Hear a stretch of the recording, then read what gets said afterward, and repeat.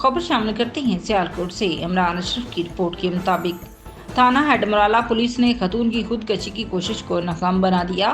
तफसीलात के मुताबिक थाना हेडमराला पुलिस मोबाइल को दौरान गश्त इतला वसूल हुई कि एक औरत नहर में छलांग लगाकर खुदकशी करने की कोशिश कर रही है।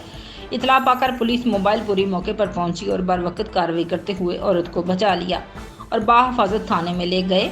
बाद में पता चला कि 4 बच्चों की मां सलमा बीबी खातून ने घरेलू नचाकी की वजह से दिल बर्दाश्त होकर नहर में छलांग लगाकर खुदकशी करने की कोशिश की, जो कि पुलिस ने मोतज़ीन इलाका की मौजूदगी में मियां बीवी के दरमियान सुलह करवा दी।